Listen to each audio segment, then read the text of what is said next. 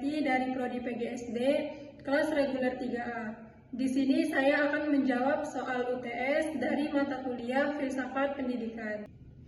Soalnya yaitu sebutkan dan jelaskan serta berikan contoh minimal 3 mengenai pendekatan dan landasan filsafat pendidikan yang dapat digunakan oleh guru dalam pembelajaran di SD, serta berikan pendapatmu terkait kontribusi yang ingin dari pendekatan dan landasan tersebut dalam pendidikan di tempat tinggal Anda. Nah, yang pertama yaitu pendekatan idealisme. Nah, pendekatan idealisme ini adalah aliran filsafat yang menekankan pentingnya ide, nilai, dan konsep moral di dalam pendidikan.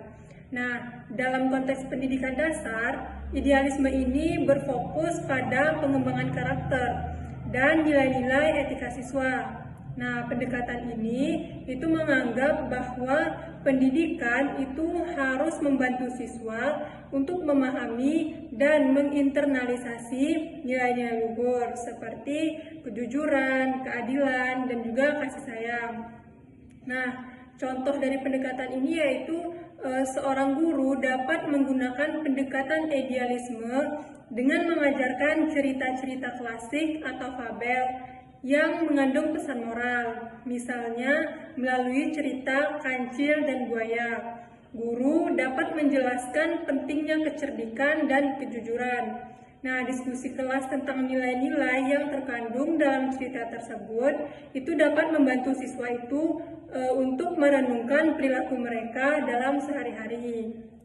Nah, menurut pendapat saya, kontribusi dari pendekatan idealisme ini yaitu dengan menerapkan pendekatan idealisme, siswa itu tidak hanya belajar konten akademis, tetapi juga dibentuk menjadi individu yang berkarakter. Nah, hal ini itu sangat penting di dalam konteks pendidikan di tempat tinggal saya, di mana nilai-nilai moral itu seringkali dihadapkan pada tantangan modernitas.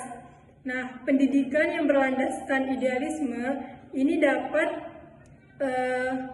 menghasilkan generasi yang lebih sadar akan tanggung jawab sosial dan etika. Selanjutnya, yang kedua yaitu pendekatan realisme. Nah, pendekatan realisme ini adalah aliran filsafat yang menekankan pada pengalaman nyata dan pengamatan sebagai sumber pengetahuan. Dalam pendidikan dasar, pendekatan ini itu mendorong siswa untuk belajar melalui pengalaman langsung dan interaksi dengan lingkungan mereka. Nah, realisme ini berfokus pada fakta-fakta yang konkret dan penerapan pengetahuan dalam situasi nyata mereka. Nah, contohnya yaitu dalam pembelajaran sains. Seperti guru dapat mengadakan eksperimen sederhana seperti menanam biji atau membuat larutan garam untuk menjelaskan konsep pertumbuhan tanaman atau larutan tersebut. Nah, melalui kegiatan ini, siswa itu tidak hanya mendengar, tetapi juga melihat langsung bagaimana proses itu berlangsung. Nah, menurut saya kontribusinya di sini yaitu penerapan pendekatan realisme di sekolah dasar itu dapat meningkatkan pemahaman siswa terhadap konsep-konsep ilmiah dan sosial. Nah, dengan cara yang lebih menyenangkan dan menarik. Nah, di tempat tinggal saya, di mana banyak siswa itu kurang terpapar pada pengalaman praktis. Nah, pendekatan ini dapat memperkaya pengalaman belajar mereka dan membuat mereka lebih siap dalam menghadapi tantangan dunia nyata. Selanjutnya, yang ketiga yaitu pendekatan pragmatisme. Nah, pendekatan pragmatisme ini adalah aliran filsafat yang menekankan pentingnya pengalaman praktis dan aplikasi pengetahuan dalam kehidupan sehari-hari.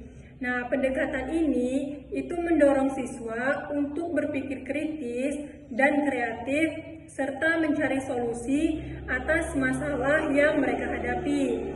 Nah, dalam konteks pendidikan dasar, Pragmatisme ini mengajak siswa untuk terlibat aktif dalam proses belajar melalui proyek-proyek kolaboratif. Nah, contohnya yaitu seorang guru itu dapat merancang proyek kelompok di mana siswa itu harus memecahkan masalah lingkungan di sekitar mereka, seperti sampah plastik. Siswa dapat melakukan survei tentang jumlah sampah di lingkungan sekolah dan merancang kampanye untuk mengurangi penggunaan plastik. Nah, melalui proyek ini, mereka belajar tentang tanggung jawab sosial sambil mengembangkan keterampilan bekerja sama. Nah, menurut saya kontribusinya yaitu pendekatan pragmatisme ini sangat relevan dalam konteks pendidikan saat ini, terutama di tempat tinggal saya. Dengan melibatkan siswa dalam proyek nyata, itu mereka tidak hanya belajar teori, tetapi juga keterampilan praktis yang akan berguna di masa depan mereka. Ini juga membangun rasa kepemilikan terhadap komunitas mereka. Baiklah, hanya itu jawaban dari saya. Saya tutup dengan wassalamualaikum warahmatullahi wabarakatuh.